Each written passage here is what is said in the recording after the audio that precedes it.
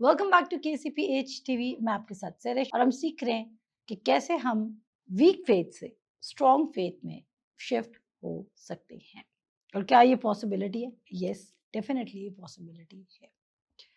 और ये पॉसिबिलिटी हम कहाँ पर देखते हैं? हम रोमन्स 4 में देख रहे हैं कि अब्राहम वीक फेथ से स्ट्रॉन्ग फेथ में टर्न होता है just by considering the promises and just by not considering his own body neither the deadness of Sarah's womb. हम क्या करें मेरे से? हमें इस बात को अंडरस्टैंड करने की जरूरत है। क्या हम डबल माइंडेड हैं? क्या हम दो चीजों को एक्सेप्ट किए हुए हैं? और क्या हमें दो अपोजिंग थॉट्स हमारे दरमियान एक फाइट कर रही हैं? अगर आप दो थॉट्स में बैटल को देख रहे हैं तो आपको बताना चाहती हूँ वो थॉट विन कर जाएगी जिसके साथ आपको एविडेंस मिल जाएगा। तभी मैं कहती हूँ कि वर्ड को साइंस वंडर्स और मिरेकल्स के थ्रू प्रूफ करने की कोशिश मत करें। आपको पता है जब जीसस के डिसाइपल्स आते थे वहां पे लिखा हुआ है and the science wonders and miracles were following them. Word को कंफर्म कर रहे थे साइंस वंडर्स एंड मिरेकल्स। ऐसा नहीं था कि वो साइंस वंडर्स और मिरेकल्स को देखते थे और वो कहते थे ठीक है हमने सही कलाम सिखाया। उसने बोला बहुत सारे लोग इवन मौजे भी करेंगे पर खुदा उनको कहेगा कि मैं तुम्हें नहीं जानता। आप फेथ को बिल्ड किस पे करें? वर्ड के थ्रू या किसी ना किसी ओपोजिंग ओपिनियन से आप वर्ड को कंसिडर करना चाह रहे हैं। जायरस के वाक्य पे चलते हैं और वहां से हम सीखेंगे आज कि कैसे इवन खुदावंद यीशु मसीह भी यायर को एक चॉइस दे देता है, एक डिसीजन दे देता है और उसकी वो डिसीजन डिसाइड करती है कि उसने उस वे में जाना है या नहीं जाना है। आज हमारे पास एवरी टाइम हर दिन हमारे पास चॉइस है। मैंने क्या बोला? हर दिन हमारे पास चॉइस है, लेकिन फियर आपको कैसे ओवरटेक कर रहा है? अब मैं आपको एक और वर्स पढ़ाती हूँ। रोमन्स में लिखी हुई है कि पौलुस रसूल कहता है कौन हमें मसीह की मोहब्बत से जुदा करेगा? मुसीबत या तंगी या खतरापन या नंगापन या तलवार या फरिश्ते? जब वो पौलुस रसूल ये कह रहा है तो अगर हम वहां पर पढ़ें तो वहां पे वो इंग्लिश में कह रहा है कि वो फुली परsuaded है कि कोई हमें मसीह की मोहब्बत से जुदा नहीं कर सकता। और वहां पर उसने इतने ढेर सारे रीजंस दिए हैं कि ये सारे रीजंस हो सकते हैं जो आपको मसीह की मोहब्बत यानी कि वर्ड से जुदा कर सकते हैं। लेकिन वो क्या है? वो अश्योरेंस में चल रहा है, वो फुली अश्योर्ड है कि उसको कोई चीज सेपरेट नहीं कर सकती। किसके? खुदा के वर्ड से, उसको कंसिडर करने से। अगर हम देखें रोमन्स 8 देखते हैं पहले, फिर जाएंगे यायर पे। रोमन्स 8:35 में लिखा है, अब देखिए वो कहता है बस हम इन बातों की बाबत क्या कहें?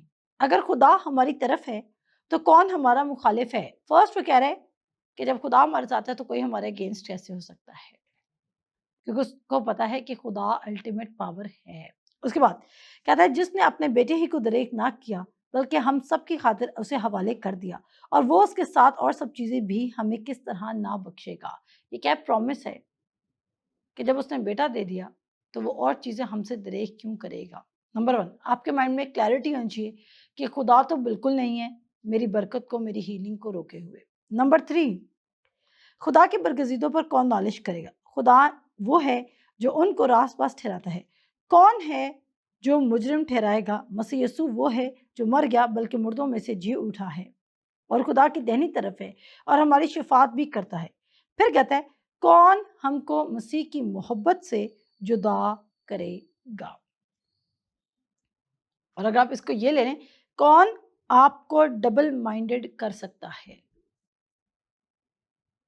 कहता है मुसीबत या तंगी या जुल्म या काल या नंगापन या खतरा या तलवार। आप वर्ड पे खड़े हुए हैं और इनमें से अगर कोई भी रीजन है जिसकी जिसकी वजह जो आपकी ज़िंदगी में आ रहा है और आप वर्ड पर खड़े नहीं हो पा रहे हैं और आपको लगता है ओह माय गॉड, हम काल की सिचुएशन में वर्ड पे कैसे खड़े हो सकते हैं? हम तंगी की सिचुएशन में वर्ड पे कैसे खड़े हो सकते हैं? हम ज़ुल्म की सिचुएशन में वर्ड पे कैसे खड़े हो सकते हैं? पर पॉल फुली पर्सुएडेड है। कहता है कौन? कोई आसमान की चीज़? कोई ज़मीन की चीज़? नथिंग। इसका मतलब है पॉल ये हमें एश्योरेंस दे रहा है कि हम सिंगल माइंडेड होके लिव कर सकते हैं। और फिर वो आगे क्या कहते हैं? कहता है हम तेरी खातिर दिन भर जान से मारे जाते हैं, हम तो ज़िबा होने वाली भेड़ों के बराबर गिने गए हैं। मगर इन सब हालतों में उसके वसीला से जिसने हमसे मोहब्बत की, हमको फ़तह से भी बढ़कर गलबा हासिल होता है। क्योंकि मुझको यकीन है कि खुदा की जो मोहब्बत हमारे खुदावंद यीशु मसीह में है, उससे हमको ना मौत जुदा कर सकेगी, ना ज़िंदगी। वो कह रहा है लाइफ हमारे सामने कोई भी ऑप्शन रख दे और वो हमें क्या है कि इस ऑप्शन को चूज कर लो और तुम बच जाओगे, पर हम उसकी जगह डेथ लेना पसंद करेंगे बजाय कि हम उस ऑप्शन को कंसिडर कर लें और हम डबल माइंडेड हो जाए।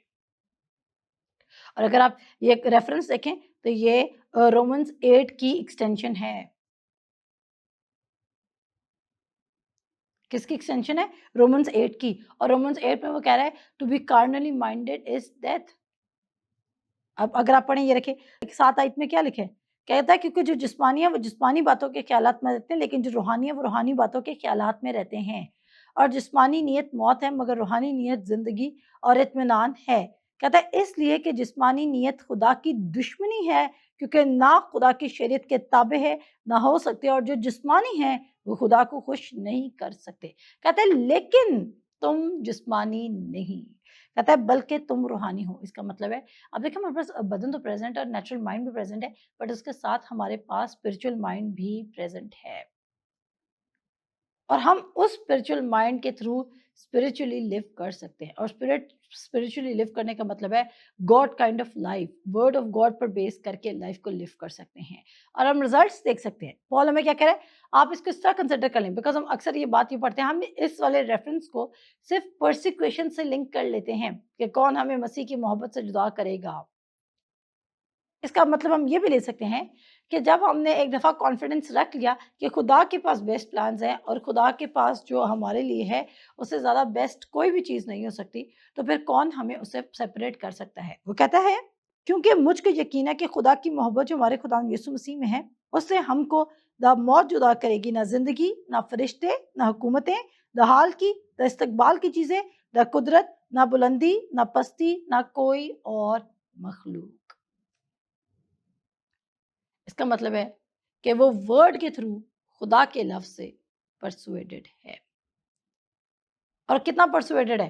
फुली परसुएडेड है कि उसने तमाम चीज़ों को कैटेगरी में रख दिया कि अगर इनमें से कोई भी चीज़ मेरी ज़िंदगी में आती है और मेरे पास ऑप्शंस होते हैं अपनी लाइफ को एस्केप करने का, कहता है मैं वो ऑप्शन कबूल कर लूँगा बजाय कि मैं वर्ड को इग्नोर करके डबल माइंडेड हो जाऊँ। आमीन। इसको कंटिन्यू करते हैं।